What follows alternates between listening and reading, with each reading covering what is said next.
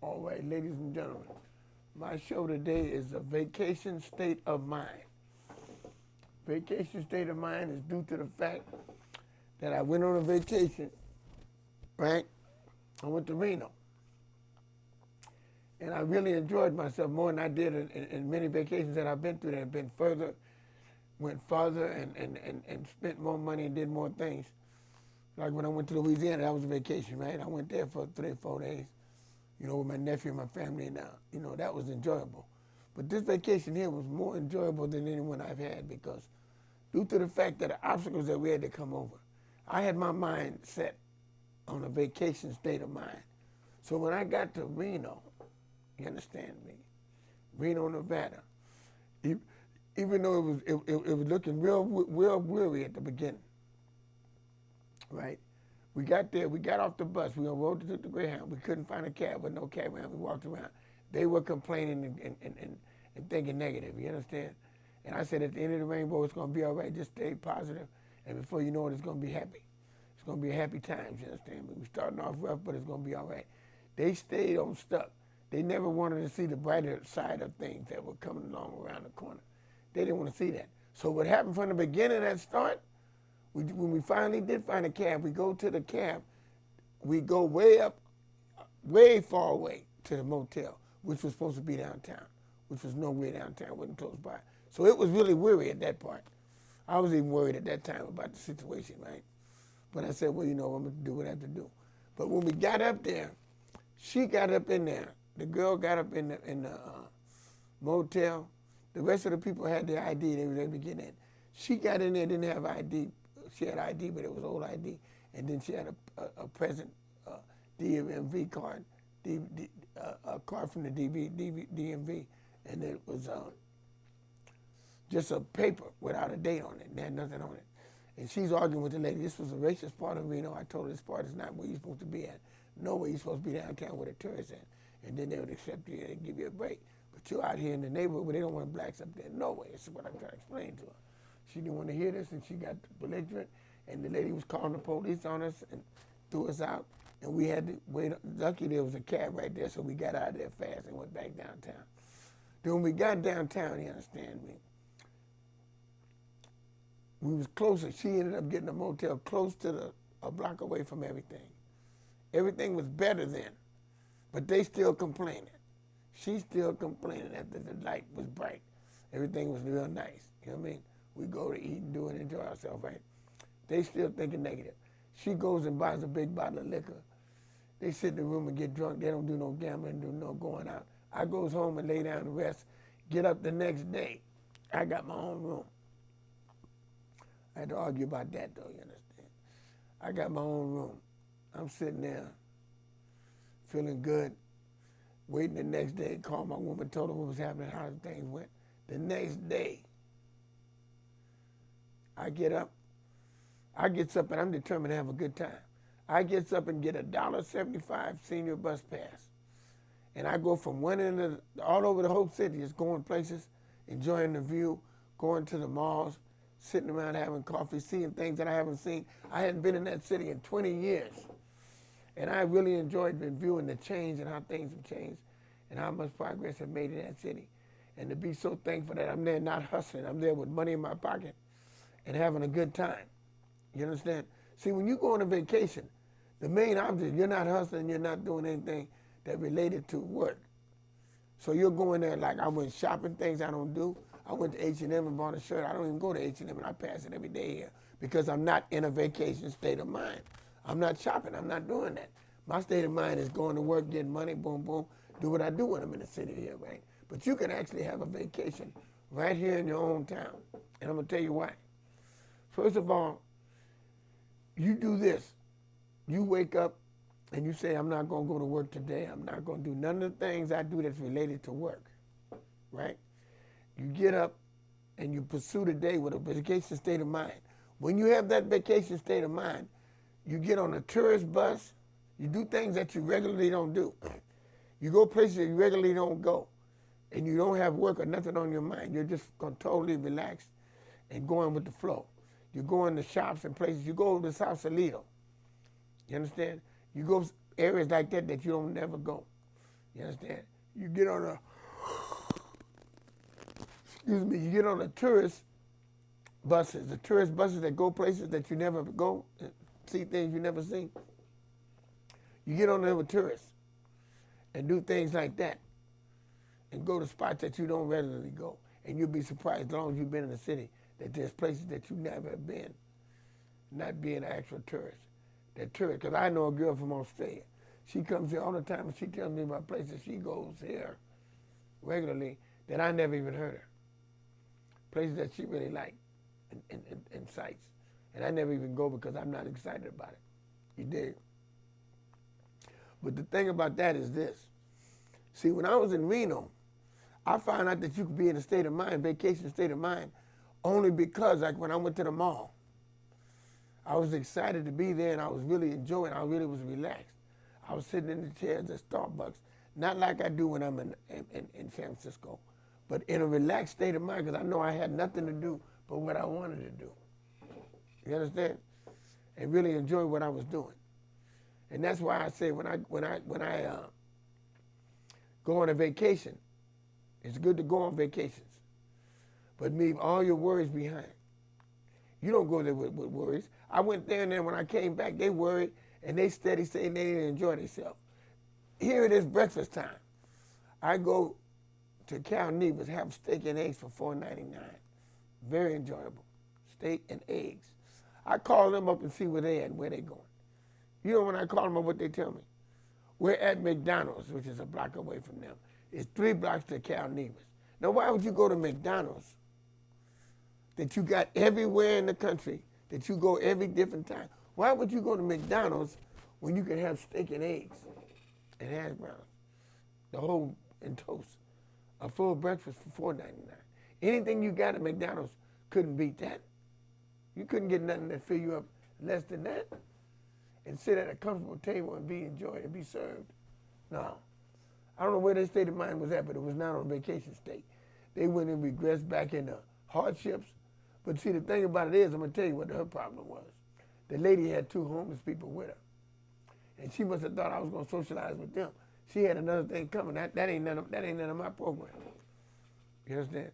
That ain't none of my program. I went because she paid my way. There wasn't no strings attached. She invited me and I said, I'll go. You understand me? Because if I'm getting a free trip and I'm getting room, you understand me? And she tried to give me board, but I wasn't going for the board thing. I said, no, I'm going on my own. I'm going to eat on my own. When I went with them, I paid for my own food. And then I took them one night when they didn't go nowhere. I came back and paid for their food. You understand me? To let them know that, hey, I'm not trying to be shitty. I just ain't running with y'all. They move slow. Here she's running around with 2 dogs. You know, that's another thing. When you go on a vacation, you don't take the same people with you that you're vacationing with that's stressing you out when you're not on vacation. 2 dogs, one blind and one got arthritis. You don't take them with you when you're calling yourself going on a vacation. Because then when you go with them, you're not on vacation. That's the first thing. It's not even a vacation. It's like you going on a vacation or honeymoon with your husband and you take the kids. It just don't work. You try to get away from all that. All you're bringing is stress with you. You're bringing the stress with you to the place that you're supposed to be going to relax. That's the first thing that you messed up, when you bring them kind of people with you, you know, when you bring the dogs. And then you brought the people with you to help you watch the dogs. So that was stressful, bringing 2 extra people that you didn't need, that did not contribute to your happiness. They don't contribute to your well-being because they're homeless and broke. They don't have nothing. All they can do is be company to you. You have those broke people with you when you're at the mall. When you leave the mall, you leave those people away. You don't take those people on vacation with you. So you had 3 things with you that you didn't need to have. That's why you didn't have a vacation. You understand me? You just changed location. No vacation, you just changed location. See? Because if you wanted to make that change location into a vacation, what you would have done, you'd have left them homeless people at home. You'd have left them dogs under somebody else's care. You could have paid somebody to watch them. You understand? It would have been cheaper and it would have been easier. And then you would have had a relaxing time because you would have had time to relax and enjoy as I did, because I had a beautiful time. Because I did what I went to do and I did it like I was supposed to do it. You understand? And that's when I came up with the definition of taking a vacation is leaving all responsibility and anything related to work or anything related to stress alone. You understand? That's how you do that. And people don't realize that. When I came back, I was in an easier frame of mind. I was more relaxed. I came back dealing with these people in my office. When I dealt with the other Mike, the one that three-tooth Mike with the daughters, when I seen him, I said, man, I let that man talk to me. I usually don't even talk to him, right? Because I'm at the frame of mind where I don't talk. I said, man, I'm gonna talk to him, because he does buy movies. He is a part of my, my everyday activities. So why not talk to him? So I talked to him and let him convince me, you understand me, that he, what he wanted to talk about and whatever. And then him and Jason got to arguing and fussing over some, religious stuff. And I just played past it. I didn't get involved. I just played past it because I'm not trying to stress over none of that. I'm trying to make my money when I go there and relax and do what I got to do and take care of business. That's the main objective, taking care of business. You dig? And what's so cool about the whole thing is that the people that was in Reno were the same kind of people that was there 20 years ago. The people did not change. The people did not change. They're the same people. It's just the town changed. It's more advanced. They had a new bus station. They had a new mall. They had new everything. The mall I used to go to is not even there no more. They changed everything. You understand? But when I used to go there stressing to get money and working and getting crossed up, going to jail and everything, because I used to sell slum and and all that. Man, don't you know it felt better to go to that same town, but in a different frame of mind where you're not worried about the law. I passed by the law, you understand me, and there was 10 of them over there doing something to somebody. It was motorcycles, it was cars and everything. And, I walked by there like I wasn't thinking about them. And it felt good to go by there without being worried about ducking or hiding from the police because you done something. That's a good feeling, man. Like I said, the second chance at a first-class life, you realize, you understand me, that you can enjoy the things that Squares enjoyed. When you was hustling, you couldn't do that. So it's the same situation in this. It's that, hey, I'm enjoying this here, you understand me, for what it's worth.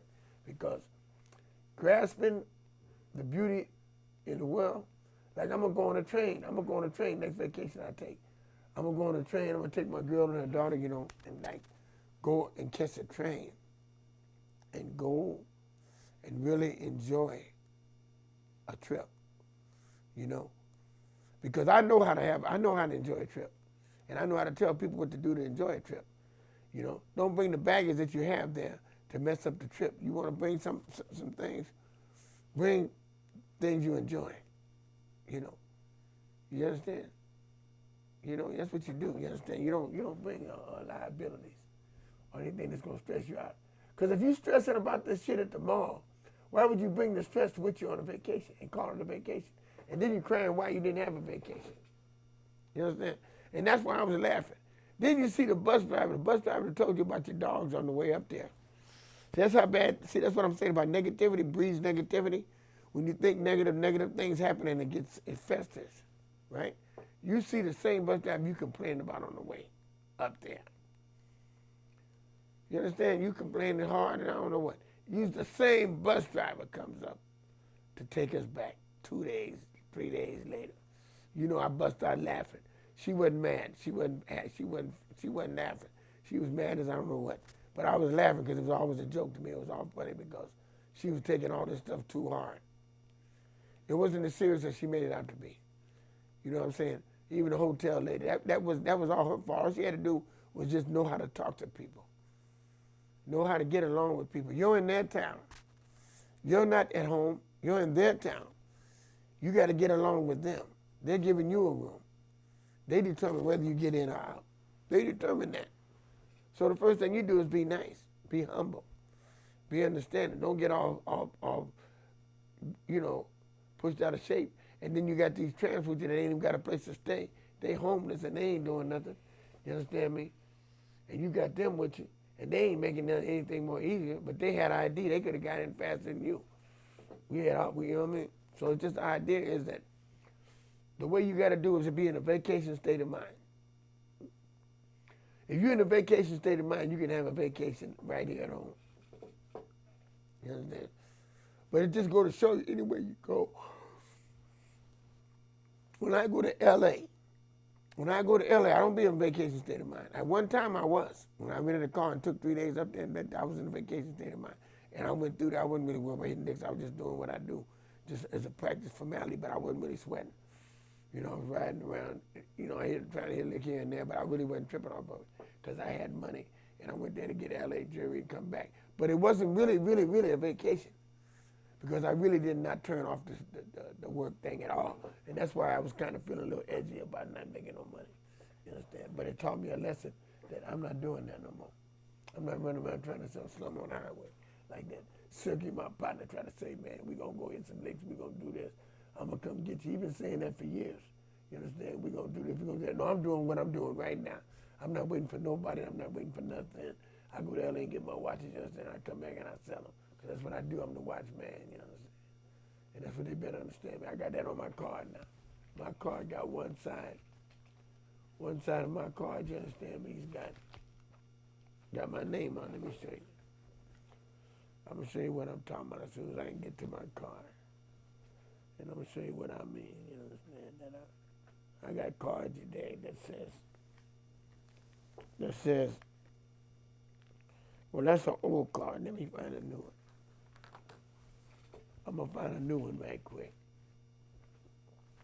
Ain't that something? I can't find a new card. My new card's got Watchman on the back. And then I got the other stuff on the other side. You understand me? And I'm going to show you in just 1 minute. I got plenty of cards. See, my cards are stacked up. See, that's the side that's got Watchman on it. You understand me? Let me show you. This got Watchman on one side, see? It's got Watchman on that side. Watchman. See right there, it's red with flower, and it's Watchman on that side. It says Watchman. Then the other side has International Red with my cell number, Robert Red email address, yahoo.com. See, I got thousands of these cards. You know what? I'm keeping my cards and my name and everything is on. You know, I had to upgrade my cards with the Watchman and red on the back, only because to let people know, you understand me, that I'm new and improved. I'm new and improved. When you're new and improved, then you do what's new and improved. You constantly raise and sharp. You constantly sharpen yourself every day. You're getting better and better each and every day in each and every way. That's how you do it, man. That's what life's all about. You understand me? It's upgrading. Your attitude on life, the way you look at things. You understand? Stay positive. Of any situation, you get sharper with that. When you get more better with it when you get around. See, that way when you be around negative people, you stay positive, and then when you get away from them, don't never go around them again because you know that they ain't never going to change. They're going to steady be negative. Any situation they get in, whether it's a good situation, they're going to make a bad situation out of it because they're steady looking at the bad part. It might have been one bad section, but the rest was beautiful. But you kept looking at the bad of every step. And that's why it was bad, because you looked at the bad. See, I went to that store in Reno. I went to the stores and bought things, you understand me, and enjoyed myself and got deals on stuff because I was in the right frame of mind.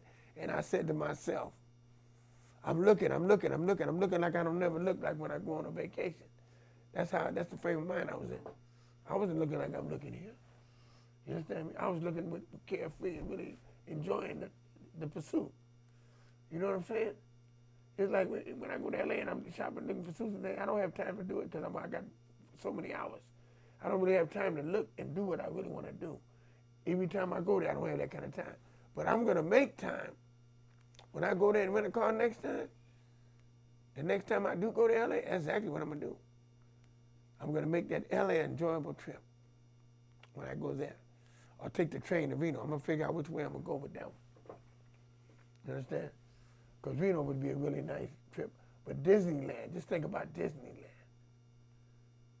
You know what I mean? Disneyland ain't got really expensive. But it all depends on how I feel, health-wise. You understand me? That's going to determine the situation. How much walking around, how much what can you do? You know what I'm saying? That's something I got to determine. I'm not going to spend $100 to get in Disneyland, and then I get in there and I can't maneuver. You know what I'm saying? So it's going to be down the line when I'm 100% health back. You dig? But that's a thought. That's something to really think about. You understand me? Vacations that are actually vacations. You understand me? A vacation is actually a vacation. Like when you go to Disneyland. You understand? You go there and really enjoy it. Don't think about the bad. You might get there and have difficulty with the motel, difficulty with the... Cut that off and go get in there and enjoy that town. Take pictures, enjoy yourself, despite of whatever obstacles you may have to go through. Because it's always going to be bitter and sweet. Ain't nothing going to be totally sweet. It's your attitude toward that makes it sweet. You understand? When you look at the total situation and you look how you thought about it and how you handled it. You understand? That's what makes it what it is. Ain't nothing going to be just sweet. And if you look at it like that, you'll never see sweetness. Because it don't come like that. There's always going to be some bitterness, some people this and some people that, and some things like this and things. You know, it's going to always be that. It's how you deal with it. You understand? It's how you deal and come over your obstacles and deal with the situations that come and meet you and come towards you. And that goes back to what I said about adversity to see the greater benefit. You have to have some adversity in order to benefit in the real seed. You understand? And a lot of people never get that, and that applies to the whole positive and negative thing. You know, you have to have some negative in order to appreciate the positive. And you got people that are just negative on any circumstance, any situation, that's because they have never really been out there in the streets or in life to where they seen the bitter. See, me, I was in that same Reno that I was in 20 years ago. I was hitting licks. I was trying to hit a lick. I didn't have no money, and I was trying to get a motel. And I just come out of L.A. with some jewelry, and it was snowing out. And I did not get my room because I didn't have room money, and I was trying to hit a lick in the snow. And I went out there hustling, and then I hit that lick, nigga, got that money, you understand me, a decent lick, and went and got that room. You know, I appreciated that room after I hit the lick, and everything was sweet after that. And went to the store and got me some food and got me something to eat and laid on in. But I was able to get that spot after that. It was sweet as bare meat because I had got the room. You understand? Had enough money to get that room for a week and then paid that up. You understand me? Because I wasn't going to just accept one night because he had to get up the next morning and pay it again. And that wouldn't have been cool paying $60, $70 when I could pay $150 there for the whole week. So what I did was I stayed out there in that snow when I hit the town. Cold as it was, I suffered. I did that. I sacrificed. You understand me? As a thoroughbred, true blue hustler, I hustled in that snow, you understand me, to get that spot for a week. And when I got that spot for a week, I know it's going to be smooth sailing then because I had work. So if I had to lay down, I know in a week I'm going to have a bank. I know the cause and effect. See, I know how it goes. You accept the bitter, you understand me, to get to the sweet. And then after that, the whole week was sweet. The whole week was sweet. You understand? Just behind that one day that was bitter, because I had to hit that lick, you understand, and sacrifice dealing with them squares, you understand, till a lick came. But I knew something was finna jump. And I was going to get so much money I was going to take, and it was going to be great. And that's exactly what happened, you understand? Because I be on the road. I don't be waiting for nobody to take care of me, nobody to help me, man. I was on my own, you understand me? Holiness, you understand me? On the pursuit of a prostitute, and on the pursuit of money. You understand? Any true player have to do. You understand me? When you're trying to survive. And back then, it wasn't no SSI. It wasn't nothing, man. It was just straight getting money out the streets. If you didn't get money in the streets, you didn't eat. You understand? And that's how serious I was about that. And people got to realize one thing, you understand? That a true player, you understand me, when he's engulfed in the game on active duty, these are things he do. That's why people say, like, at that time, I didn't have a car. I was coming off the bus. So my stuff was in the bus locker. See, they had lockers then. See, at this day and state in the game, you would have to have your stuff in the car. You'd have to have a car to have your stuff in the car. That's why when a player says something about, man, he got all this stuff in the car. No, you ain't a real player, or you would know that that's where your stuff will be at, because you ain't got nowhere to put it. You on the road, you traveling. You ain't gonna put it, where you gonna put it at? You ain't got nowhere to put it. You on your own, you on the road. Your car is the main thing you got, that's your tool. That's what you had it for, to put out, keep all your stuff, enough to carry in a car and get you where you go. Then when you get to the motel, bam, then you put everything in there. You understand? I did that many a time when I had my cars. But I've been with cars and I've been without cars. You understand me? I played both ways. I played all around. I played with a car and without a car. And I know I had to play that train station, bus station, and everything else. But back in my day, like I said, when I was playing, they had bus lockers. They made it convenient for a player. They had it convenient for a player. It wasn't as hard as it is now. All you got to do now, though, is adapt to make sure you get a car and have more money than you had back in the day. Because you got to make sure you got room rent and things like that. Because you can't be taking a chance.